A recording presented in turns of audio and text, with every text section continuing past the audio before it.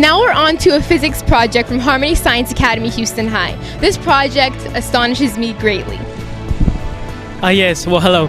This project, I'm Manuel, and this project here is basically called the Standing Waves Project. And it basically just shows a standing wave, as you can see. And a standing wave is just a wave, and it's something that carries energy throughout space and time. There are two main types of waves, mechanical waves and electromagnetic waves. Usually the difference is that mechanical waves need a medium to pass through, and electromagnetic waves don't need a medium to pass through.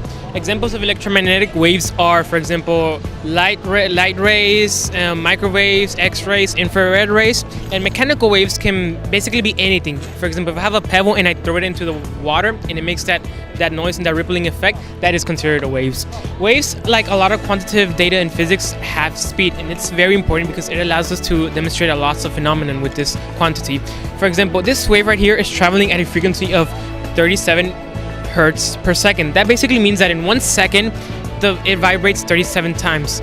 Now, if we have a light source that matches the frequency of that wave, you can see that it looks as if it's just one line, because the light is shining on the string, and the string goes 37 times. The light is matching the speed, so it looks like it's just one wave if it's going through. But for example, if I increase the speed of the light to a certain factor of the sine generator, you can see that it will create some interesting effects. I'm increasing it, and you can see various lines depending on how much I change the speed of the lights. And you know, this also falls into a concept of resonance, and resonance is just when an object vibrates, matches the frequency of another object. I'm pretty sure you have seen an opera singer sing and break a glass. This is actually possible because of resonance. The molecules of the glass vibrate at a certain frequency, and when the singer's voice matches that frequency and it creates resonance and causes the glass to shatter. Thank you. An interesting thing we do at Harmony, especially at our school, is that we do city, state, and country presentations. So we basically present to very prestigious people from all across the country and even the world sometimes. Manuel is one of our VIP presenters, and he knows a lot about his project. Manuel, you learn something new every day, don't you? Well, yes, I do. These types of projects are very helpful because, you know, when you're sitting there in the classroom and you see a concept being taught, you don't really see the real world applications. But whenever you come to these events and you actually have to study and prepare projects like this, it actually gets into your brain and you actually see the real world application. So this has been one of my favorite projects to do. Manuel is only a junior, but he's already teaching other students physics. Thank you.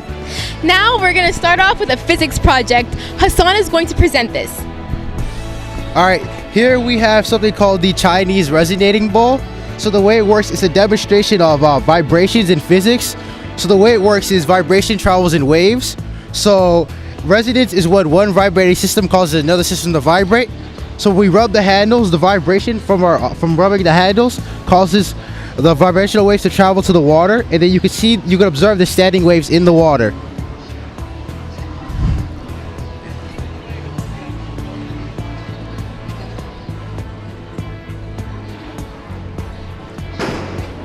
That is so cool. Now, I am aware this is a physics project. How have you applied this in your physics classroom? How you apply this in a physics project? Well, this is one of the first projects we did. We were trying to understand vibrations because it's a little bit confusing to understand because, you know, it's traveling through mediums such as water or air. So in this case, it's just an example of how you could actually see vibrational waves traveling. So it's just a demonstration. We have another STEM-based project. Mustafa is going to present this one. This one is pretty much talking about standing in natural frequencies. I stroke the spine of the frog right here, and its natural frequency inside the frog's hollow intake make the standing waves go higher and higher. And as you can see, there's like 4 different ones, and each one gets smaller and smaller, but the frequency gets higher and higher as it goes on.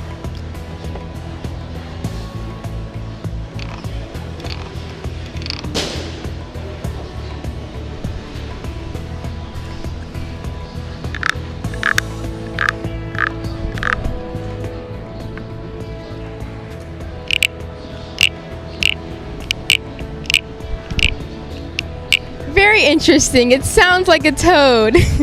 Now tell me, this is a very simple project, but I'm pretty sure you've learned a lot about it. How has this helped you understand frequency better? It helped me understand frequency better because when I applied towards my classroom, I didn't understand it at the beginning. But when he managed to demonstrate it, it actually managed to prove quite efficiently. I managed to understand it quite well with the actual physical demonstration. So it was actually pretty fun at the end of it.